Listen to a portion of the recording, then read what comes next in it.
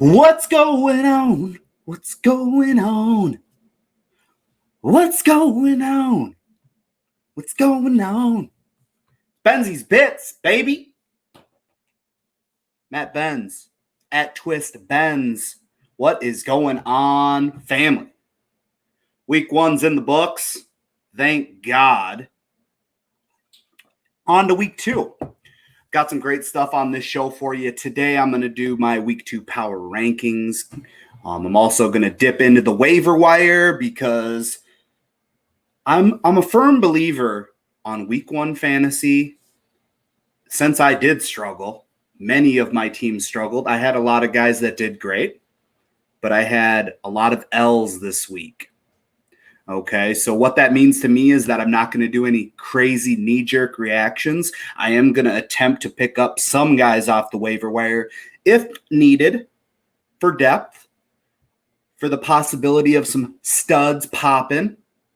Benny Snell Jr. We'll get to it, but also we'll dip into the baller of the week, the bonehead of the week, and a little bit of buzz to keep you powering through. So just a little update. Few days away from wedding. Wedding is going to be on Saturday. Super excited about that. I have been on vacation since Sunday, and I will be on vacation until the 28th of September. 2 weeks vacation, 15 actual days. Super excited about that. Stress is dissipating a little bit. I think I'm more stressed out that my freaking air conditioner in my apartment was leaking all over the floor. But shit happens. So let's get on into it. So like I said, we are going to start with Benzy's breakdown. That is going to be our power rankings. Make sure that if you are watching on the RTF Sports Network, you check out Mike and Mike Man Hour at noon Central. I'm going to be on there as well, giving a little update on my power rankings. And then I will also be on with Combs later tonight and Soup Boss as well on the RTF Sports Network. So make sure you're tuning in for both of those. It should be a great time. Starting in on my power rankings at number 10, I have the 49ers. Last week, they were ranked number 3 in my power rankings, and they took an L. They lost to the Arizona Cardinals 20-24. Next week, they do play the Jets, which I feel like they will bounce back. Week 1's tough, man. It's a really tough with no preseason. I do still have faith in their defense. The 49ers were 2 of 11 on third down conversions and 0 for 2 on fourth down. Garoppolo didn't have both Deebo Samuel and Brandon Ayuk on Sunday, and tight end George Kittle was obviously affected by a knee injury that he suffered in the first half. Since the 1997 season, both Super Bowl participants have won their respective divisions just once the following year. That says either the Kansas City Chiefs or the 49ers are not likely to win another division title this year, and we saw how good the Chiefs look in week 1. It's a trend that cannot be ignored. So 49ers are hanging on by a thread in my power rankings. At number 9, I have the Buffalo Bills. Last week, they were not ranked in my power rankings. They did beat the Jets 27-17. Interesting team, stout defense. I'm interested to see what happens when they play a powerhouse, more of a powerhouse team, which I don't see them in week 1 or 2 because they're playing Miami this week. So they are in the power rankings. I expect them to continue on and win this week as well. At number 8, I have the New England Patriots, who was another team that I did not have in my power rankings simply because of the unknowns. Last week, they beat Miami 21-11. Cam Newton had 15 rushing attempts, his most since 2015, and 14 of them were designed runs. Patriots are playing to his strengths, and it's fair to wonder if Cam can hold up all season. So Patriots at number 8. Cardinals at number 7. They were not in the power rankings as well. So as you can see, we're shuffling. We're cutting the teams that deserve to be cut out of the power rankings, and we're moving people up that deserve to be in it. That's how this works, baby. Cardinals at number 7. Love them. I honestly would love to buy a Kyler jersey right now, but I'm going on a honeymoon in a week, so I better freaking maintain. Last week, they beat the San Francisco 49ers 24-20. They play the Washington football team this week. God, that sounds horrible. Arizona had 29 first downs to 18 for the 49ers. The Cardinals outgained the 49ers 404 yards to 366. We knew the offense would be good, especially with Hopkins. The defense wasn't great on Sunday, but it was good enough. If Arizona plays defense at that level all season, it can win the NFC West. At number 6, I have the Steelers. They were ranked number 7 in my last week's poll.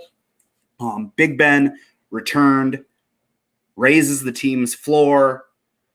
The defense is what gives it such a high ceiling. Having seen the Steelers defense blast Saquon for 4 quarters, this team was tempting to move into the number 5 spot for me, but I put them in at number 6. Depending on what happens with James Conner and his sprained ankle, I am confident in Snell Jr. to rise to the occasion as well. Steelers at number 6, they moved up a spot. At number 5, the Green Bay Packers. It pains me to say it because I am a Minnesota Vikings fan, and they walloped my Vikings 43-34 in week 1. Next week, they play the Detroit Lions, who I do not see them having any trouble with, but I hope they do. We'll see what happens when a defense has a cornerback that can actually compete against Devontae Adams, Allen Lazard, and Marquez Valdez-Scanlon, since the Vikings DBs got roasted like marshmallows in the fall in Minnesota. It happened. Roasted. Letting people thinking you're going to get burnt. Oh, you're going to jump a route. Oh, you got burnt. Oh, you're going to play the burn. Okay, they're going to do these little out routes. Out routes all day. I'm sober and I wanted to drink that day, but I got through it. So the Packers at number 5, they moved up 5 spots. At number 4, I have the Seahawks. They were ranked number 8 last week. They beat Atlanta 38-25. They play the Patriots next week. That should be a very interesting matchup. Jamal Adams, debut, 12 tackles, 2 quarterback hits, 1 sack. The Seahawks paid a lot to get the all-pro safety, and he's going to have a huge impact on this season. Number 3, the Baltimore Ravens. They were number 4 last week. They beat the Browns 38-6. They play the Texans next week. The reason why I don't have them at number 2 is because I have the Saints at number 2, and the Saints were number 2 last week, and they beat a better opponent in Tampa Bay. Baltimore played Cleveland, so I give the Saints the standing ovation of the number 2 spot. They won easily on Sunday, but it wasn't a great Breeze performance. He had just 160 yards and averaged 5.3 yards per attempt. It doesn't matter too much yet because the Saints won easily, but it's worth keeping an eye on Breeze over the next few games. They beat Tampa Bay 34-23, and they play the Raiders on Monday night. At number 1, do I even have to read it? I'm going to take a sip of coffee, and I'll let you think what number 1 is. I'll tell you what, it ain't the Minnesota Vikings. It ain't the Motor City Kitties. It's the Kansas City Chiefs. Last week, they beat the Houston Texans 34-20. They do play the Chargers this week. I don't think that will be much of a battle, even though that defense is, in my opinion, better than Houston this season.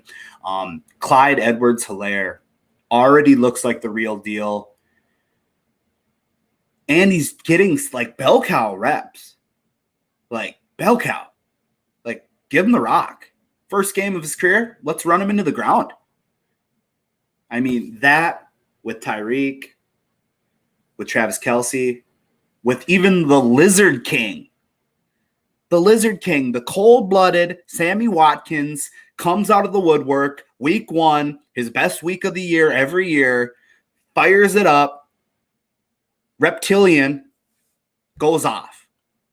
And then you got Patrick Mahomes, best QB facilitator in the NFL.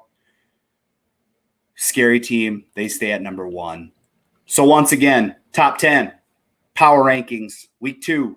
49ers at 10, Bills at 9, Patriots at 8, Cardinals at 7, Steelers at 6, Packers at 5, Seahawks at 4, Ravens at 3, Saints at 2, Chiefs at 1. Let's throw some notables in, Benzy. Why not? Notables didn't make the cut, but are on the cusp. Raiders, last week they beat the Panthers 34-30. Derek Carr had a typical Derek Carr game, 239 yards, 1 touchdown, no major mistakes, and a flashy touchdown to Nelson Aguilar. Rams beat the Dallas Cowboys 20-17. They play Philly this week. The Rams hit the Cowboys quarterback Dak Prescott 7 times on Sunday. Aaron Donald had 4 of those. Yeah, be grateful for Aaron Donald. Titans yesterday, they beat Denver 16-14. This week they got the Jags. Gostkowski was able to kick the winning field goal on Monday night after missing 3 field goals and an extra point in that game. That would have been an awful plane ride home had Tennessee lost. Beautiful. That's the power rankings. Get excited. Let's hit the waiver wire.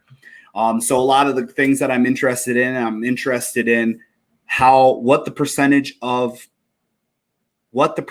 is that these guys are owned in leagues currently. I went off of the ESPN percentages. So we'll start off with Nyheim Hines. He is owned in 34.4% of leagues currently. He exceeded expectations early with a pair of touchdowns. And now that Marlon Mack is out for the season, it'll be Jonathan Taylor's show in Indy, but Hines' row should remain quite steady. I expect it to stay steady. If you can put in a waiver wire for him, especially if you're short on running backs, I highly suggest that. Next, I have Benny Snell Jr. This is my waiver wire pickup of the week. If you can get him anywhere, get him, because James Conner, man, I had so much faith in James Conner this year, and I know I should know better. James Conner and Le'Veon Bell are very similar in the fact that they cannot stay healthy. They are an injury report frequent flyer, and that scares me. So Benny Snell is only owned in 14.6% of leagues. James Conner is having that hamstring issue. Snell took over in week 1 and didn't even flinch. 19 carries, 113 yards. He was physical. He ran hard. He showed excellent footwork to chew up yards after the contact. Love that. Next, at a tight end position, Dallas Goedert. Zach Ertz on the decline. You heard it here. Probably not first. Zach Ertz on the decline. Go get yourself some Dallas Goedert stocks. He's owned in 27.2% of leagues. The Eagles believe they have the star in the making in Goedert. He's been consistent. He sailed past 100 yards receiving a touchdown in week 1. With the Eagles already dealing with wide receiver injuries, Goddard is bound to see his fair share of targets and has weekly top 10 tight end upside. Go get him. Paris Campbell, wide receiver Colts, owned in 29.8% of leagues. He posted 9 targets in week 1, tied for the team league, hauling in 6 catches for 79 yards and 9 rushing yards as well. He's an intriguing chess piece for the Indy offense and a player who has his best football ahead of him. Go get you some. Next, quarterback Gardner Minshew, the second. Dude must have to order custom nut cups because this dude's got to be hung like a horse, ladies. Gotta be. Dude's got more swag than a spray of Old Spice. Dude is just on point. He's only owned in 14.9% of leagues. He completed 19 of 20 passes and threw for 3 touchdowns in an upset over the Colts. He is such a fun player to watch and a useful one as well. He's playing with a chip on his shoulder. He's playing for his career. Go get some Gardner stocks. Because if Jacksonville wins some games and they don't get the first pick in next year's draft, Gardner is their quarterback. I don't see them going out and trying to get a free agent. I see Gardner earning his spot. That's not to say it won't happen, but that's what I got, man. Waiver wire. Keep those names going. Let's go. Baller of the week, Russell Wilson. You know what they call Russell Wilson all over the planet right now? Mr. Unlimited. He's unlimited. As much as I hate that shit, he walked the walk, right? The Seahawks allowed him to drop back without automatically deferring to the run on first and second downs. They beat Atlanta 38-25, and this was his line. Ready? 31 completions and 35 attempts, 88.6% completion, 322 yards passing, 9.2 average pass per attempt, right? 4 touchdowns, 0 interceptions, 143.1 QB rating. Unlimited.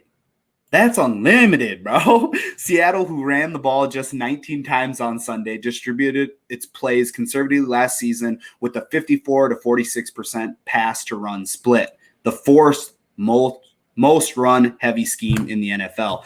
Do I think that they'll continue to let him uncork it? I don't know. Pete Carroll, man. It's tough. But with that and putting up 38 points over Atlanta, it's interesting. It's an interesting thing. Definitely Mr. Unlimited deserves the baller of the week, and so he gets it. Congratulations on that. I'll send your trophy in the mail, Russ. Deal. Bonehead of the week.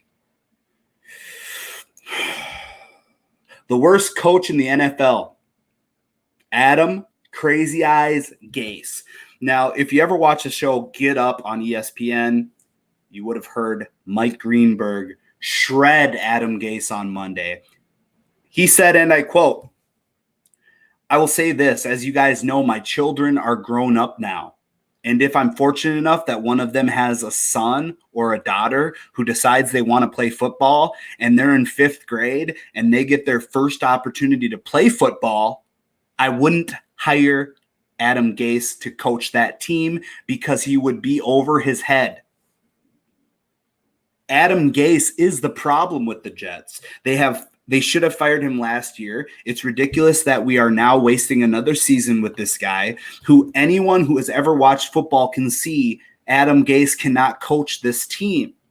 Here is where Adam Gase's offense have ranked in total scored points when anyone besides Peyton Manning is quarterback. 23rd in the league, 17th, 28th, 26th, 31st, and now this disaster of an offense that we saw on Sunday. Brilliant. It's brilliantly worded, brilliantly put, and that's exactly what it's about. Adam Gase is a burning dumpster fire. Burning. He makes whoever he's playing unwatchable. Because you aren't going to watch it for the Jets. He makes it unwatchable. It's a disaster. You're the bonehead of the week. I hope you get canned before the season's over. On to the buzz. Nuggets Clippers, Game 7 tonight, 8 p.m. Central. Miami versus Boston, Game 1, 5:40 Central. Keep those games on top of your head. Those should be fun to watch. Milwaukee Bucks tell Giannis Antetokounmpo they will spend to build around him. In a 3-hour lunch meeting Friday in Milwaukee, Bucks co-owner and governor Mark Lasry made it clear to the reigning MVP Giannis that the franchise is willing to spend into the luxury tax to deliver him a championship supporting cast. The Bucks payroll will be close to the proposed $132.7 million luxury tax threshold for 2021. Mike D'Antoni tells Houston Rockets he won't return as coach. It's with tremendous sadness and gratitude that my wife Laurel and I announced that our incredible journey in Houston has ended for now and that we will be moving to a new chapter. He will be considered the top candidate for the Philadelphia 76ers. Lonzo Ball looking to lead my career, he says, signs with Clutch Sports. 3 years into his NBA career, the Pelicans guard Lonzo Ball decides to sign with Rich Paul of Clutch Sports. Ball joins Clutch Sports after brief stints with Creative Artists Agency and Rock Nation. Chicago Cubs Alec Miller tosses no-hitter against the Brewers. He only struck out 5 hitters while throwing that no-no. That was the 16th no-hitter in Cubs history and the first since Arrieta in 2016. Albert Pujols hits 660th career home run, ties Willie Mays for 5th on the all-time list. Pujols 40 now only trails Barry Bonds with 762 home runs, Hank Aaron with 755, Babe Ruth with 714, and A-Rod with 696. So only 36 more to tie with A-Rod. Very good feat for him. So once again, as you can see on that bottom line, make sure you're following me on Twitter at TwistBenz. Also, make sure you're checking out twistsportstalk.com for all the Twist Sports Talk episodes. I will be gone for this week's Twist episode. I will be on hiatus for next week's Benzy's Bit episode because I will be in Hilton Head, South Carolina, getting my honeymoon on. Wedding this Saturday. Pray for me. Have a good week. Stay humble. Stay hungry.